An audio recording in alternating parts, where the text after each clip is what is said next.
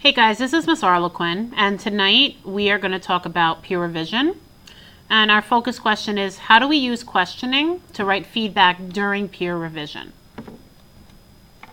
Alright, so first we need to make sure we know what it means to revise a piece of writing. And when you look at the word revision, it can actually give you a clue as to what revision means. If you break apart the word revision, you'll see that there is the prefix re. And if you know what that prefix means, it means again. That's your first clue. And then you see that the base word is the word vision, and vision is basically the ability to see. So revision is, in essence, the ability to see something again. And that is what you're doing when you're revising. You are looking again at a piece of writing, and your goal is to look to see how you could possibly make your piece of writing better. So when you're revising, you're also evaluating your piece of writing. You're looking to see what you did really well, and you're looking to see what you could improve on.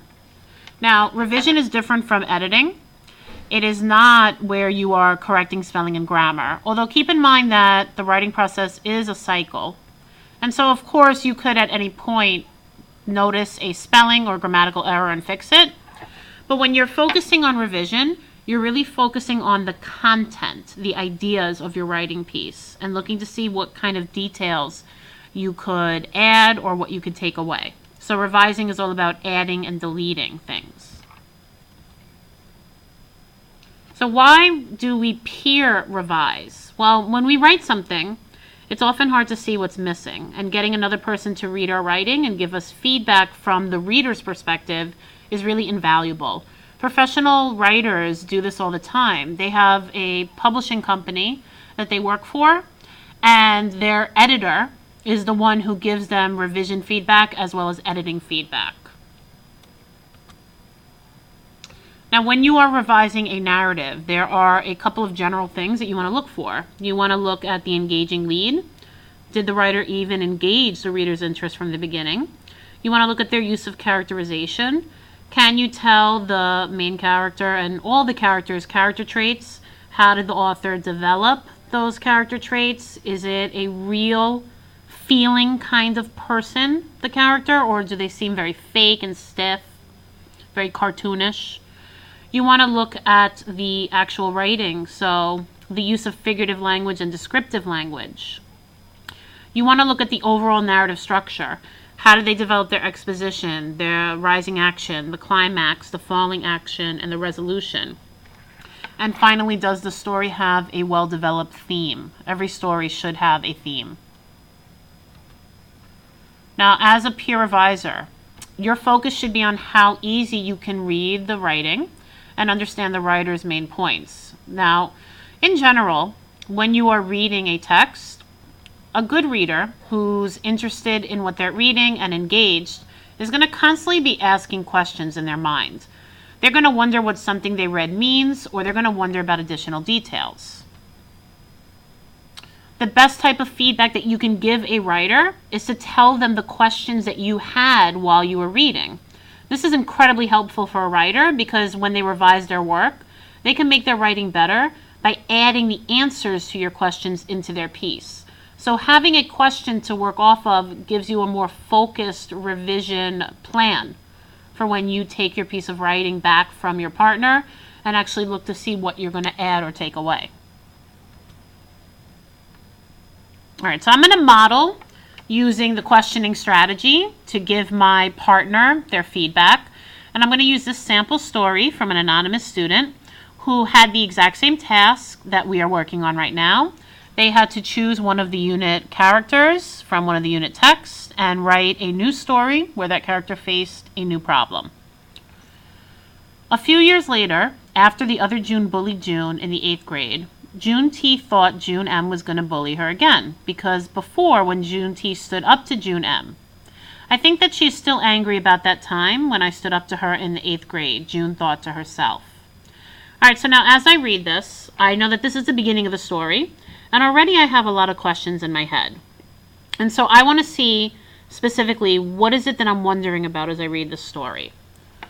All right, a few years later, so I know the setting.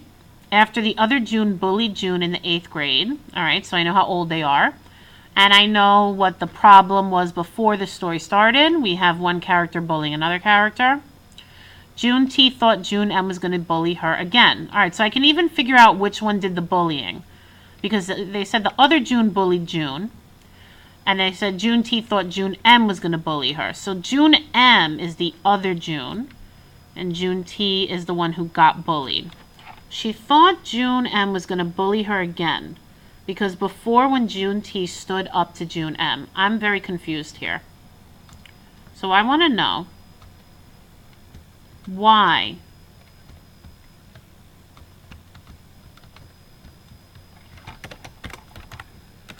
Why did June think she was going to get bullied again?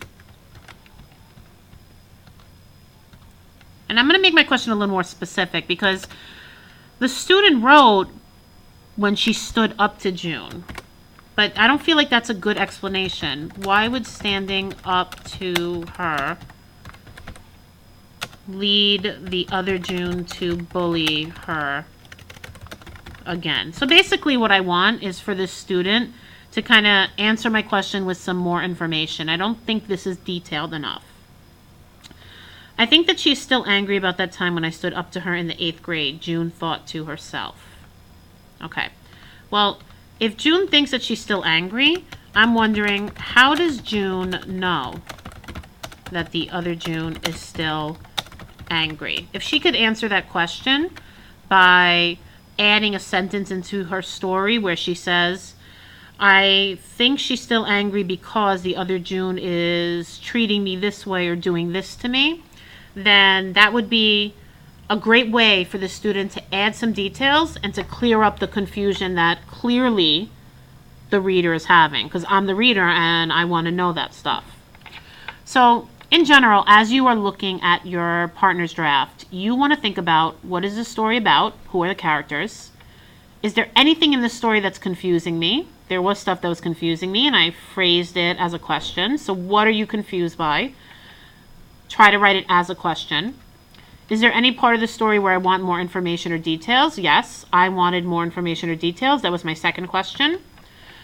Think about the 5 W's. What type of detail do I want more information about? So if this student, for example, hadn't mentioned a few years later and hadn't mentioned 8th grade, then maybe I would have wanted to know more about where and when this story was taking place. And then think about how you can put what you want to know into question form. You want it to be a specific question that your partner could then try to answer for you. All right, so now it's time to practice the peer revision questioning strategy. So now you're going to go back to Edmodo and you're going to take the revision practice quiz. The quiz is going to show you the next 4 paragraphs of this same student's story. And in the quiz, you're going to practice writing your own revision questions, just like the revision questions that I just modeled for you with the first paragraph of the story. All right, good luck. And remember, we're going to apply the strategy in class tomorrow to our partners' drafts.